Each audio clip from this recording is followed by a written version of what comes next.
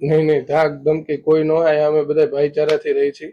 ધાક ધમકી હોય તો આ ભાઈ ને પૂછી જોજો તમે, એવું કઈ હોય તો. હજી કોઈ ભાજપમાં જવામાં રહી ગયા હોય તો કહી દેજો ભાઈ, હજુ તક ગઈ નથી, હજુ પણ પૂરેપૂરી વિકાસની યોજના ચાલુ છે. જો આજે જ વાત કરીએ તો એક કોંગ્રેસના ઉમેદવાર ચાલુ ચૂંટણીમાં કોંગ્રેસ છોડીને ભાજપમાં જતા રહ્યા છે અને એમણે કહી દીધું છે કે ભાઈ હવે તમે મને મત ના આપતા, હવે તમે ભાજપને મત આપજો, ખોટો તમારો મત વેડફાઈ ન જાય. બોલો કેવું જોરદાર આયોજન કહેવું, પણ આ આયોજન આ ઉમેદવારનું નથી. આ આયોજન છે વિવાદથી વખણાયેલા રાજદીપસિંહ જાડેજાનું. ન ઓળખ્યા રાજદીપસિંહ રીબડાને યાર? હવે લાઈટ થઈ હશે રાજદીપસિંહ રીબડા. તો તમને લાગતું હશે કે તો બાપુએ મારી મચકોડીને કોંગ્રેસના ઉમેદવારને ભાજપમાં લીધા હશે, પણ એ તમારો વિચાર તમારી પાસે રાખો. બાપુએ કહ્યું છે કે અમે ઉમેદવાર બેઠા છે તેને તમને પૂછવાની છૂટ આપીએ છીએ, પૂછી લેજો, મેં કંઈ નથી કર્યું, પ્રેમથી એ ભાજપમાં આવ્યા છે. આવો આવો વિડીયોમાં આખી વાત માંડીને કરીએ બાપુએ શું ઓપરેશન પાર પાડ્યું છે. નમસ્કાર, હું છું તુષાર બસિયા, આપ જોઈ રહ્યા છો શુભમાન. જુઓ, આજે ભાઈ ભાજપનો ખેસ પહેરી રહ્યા છે તે ભાઈ કોંગ્રેસના કોલીથડ જિલ્લા પંચાયત બેઠકના ઉમેદવાર છે. હવે અત્યારે ચોપડા પર તો તેઓ ઉમેદવાર છે પણ ખરેખર રહ્યા નથી એવી હાલત છે. કેમ કે તેમણે ઉમેદવારી પાછી નથી ખેંચી એટલે ઈવીએમમાં નામ તો એમનું આવશે, કોંગ્રેસનું નિશાન પણ હશે, પણ ભાઈ ઉમેદવાર ભાજપમાં છે અત્યારે. બોલો કેવું છે આ રાજકારણ? બાકી પણ આ ઓપરેશન થયું કેમ? તો આ ઓપરેશન એવી રીતે થયું કે ગોંડલ તાલુકાના રીબડા ગામના રાજદીપસિંહ અનિરુદ્ધસિંહ જાડેજા એમના દ્વારા વિકાસની એક ગાથા આ ઉમેદવારને અને તેના પરિવારના સભ્યને સંભળાવવામાં આવી. આપણે સત્યનારાયણની કથા નથી કરતા એમ સત્યનારાયણની કથા પછી કેટલાય લોકોના હૃદય પણ પરિવર્તન થઈ જતા હોય છે, એમ આ ઉમેદવાર શૈલેષભાઈ શિવાભાઈ મકવાણા રાજદીપસિંહ રીબડાના સન્મુખે ભાજપની વિકાસ ગાથાને સાંભળે છે અને વિઝન તે સમજે છે અને હૃદય પરિવર્તન થાય છે, જેના કારણે કોંગ્રેસના કોલીથડ બેઠકના જિલ્લા પંચાયત બેઠકના ઉમેદવાર શૈલેષભાઈને સમજાઈ ગયું કે આપણે ખરેખર ભાજપમાં હોવું જોઈએ ભાઈ.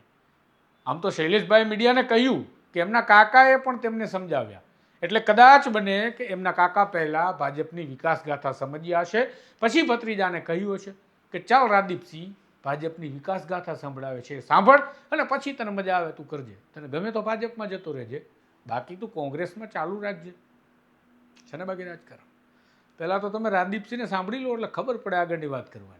અમારી ગોંડલ તાલુકામાંથી 5 જિલ્લા પંચાયતમાંથી એક જિલ્લા પંચાયત જે રીબડા અને અમારા 24 ગામનો સમાવેશ થાય છે. રીબડા સહિત એવાની કોલીથડ જિલ્લા પંચાયતના કોંગ્રેસના ઉમેદવાર છે શૈલેષભાઈ. તો એ ભાજપને સમર્થન આપે છે ઇલેક્શન પહેલા, અને અમે આજરોજ એમને ભાજપનો કેસ પહેરાવીને પાછા ભાજપમાં જોડી છીએ. પણ આવનારી ચૂંટણીમાં મારી કોલીથડ જિલ્લા પંચાયત સીટના 24 ગામના મતદારોને ખાસ કહેવાનું કે ભાઈ કોંગ્રેસના ઉમેદવાર ભાજપને સમર્થન આપ્યું છે. આ 24 ગામમાં વિકાસ તો છે જ એટલો, પણ જે 24 ગામમાં ભાઈચારાથી ને હમથી બધા રહે છે અને આગળ મોદી સાહેબને અને આપણી રાજ્ય અને કેન્દ્રમાં ભાજપને વધારે ગતિ મળે એના માટે થઈને એમને પણ આજ ભાજપને સમર્થન આપ્યું છે. તો તમારો ક્યાંય મત ખોટો વેડફાય નહીં, એ ખાસ ધ્યાન રાખીને ભાજપને મતદાન વધારે થાય એવું કરજો. આ પેલા દાળિયા બેઠકની જે સીટ તમે ભાજપમાં જે સમર્થન મળ્યું હતું ત્યારે વિપક્ષ દ્વારા એવું કહેવામાં આવ્યું હતું કે ધાક ધમકી કરવામાં આવે છે. નહીં, ધાક ધમકી કોઈ ન હોય. અમે બધા ભાઈચારાથી રહી છીએ.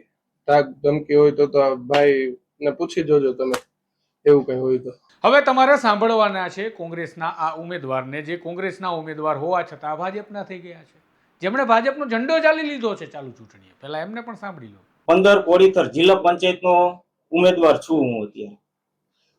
24 ગામમાં ભાજપનો વિકાસ કામ સારું છે એટલે હું ભાજપમાં આજથી જોડાઉં છું. મારા કાકા અને રાજદીપસિંહ રીબડા એના કહેવાથી હું ભાજપમાં જોડાઉં છું. હવે અત્યારે મારા કાર્યકર્તાને તમામ ભાઈ મારા મિત્ર બધાને કહું છું કે આપણે ભાજપમાં મત દેવાનો છે. ખાસ હવે આ ભાજપને મત દેવા માટે અપીલ કરો છો, શું કહેશો? ના, ભાજપના પહેલેથી વિકાસને કામ એવું સારા જ છે અહીંયા. એ બધી અફવા છે કે આ આમ ને તેમ ને એ બધી ખોટું છે. અહીંથી પહેલેથી વિકાસ બહુ સારો છે ભાજપમાં 24 ગામમાં અમારે. આ અંતર્ગત તમને કોઈ પર રાજકીય દબાવ કે કોઈ વ્યક્તિનો દબાવ એવું કઈ છે? ના ના ના ના, એ બધી અફવા છે, એ ખોટી વાત છે બધી. તો તમે હવે બધું સમજી ગયા હશો કે કેમ અને શું થયું છે ખરેખર. તો વાત કરીએ રાજદીપસિંહની. તો વિવાદોથી ઘેરાતા રહેતા રાજદીપસિંહ રીબડાએ આ પહેલા દાળિયા બેઠક જે ગોંડલ તાલુકાની છે ત્યાં પણ બિનહરીફ કરાવવા માટે ખૂબ મહેનત કરી હતી અને સફળતા પ્રાપ્ત કરી. ફરી વિવાદમાં આવે તેવી સ્થિતિ છે હવે. કેમ? કારણ કે એમણે કોંગ્રેસના ઉમેદવારને ભાજપમાં સામેલ કરવાની નવી યશ કલગી પોતાના રાજકીય કેરિયરમાં ઉમેરી છે. ખેર, તમને લાગતું હશે કે આ તો ખોટું કહેવાય ને આવું ન ચાલે, પણ એવું ન હોય. ભાજપ ઉપરના નેતાઓને વાલા થવા માટે આ બધું કરવું પડે અને એટલે જ તો બિનહરીફ કરાવવા, વિપક્ષના નેતાઓને તોડી લાવવા, ભાજપમાં સામેલ કરવા કેટલાક લોકોએ તો દિલો જાનથી તન મન અને ધન સિવાય શામ દામ અને દંડથી પણ આ કાર્ય કર્યું છે વિકાસ માટે. હાલ આટલું. વધુ સમાચાર સાથે જલ્દી મળીશું, માટે ચેનલને સબસ્ક્રાઇબ કરીને રાખજો. નમસ્કાર.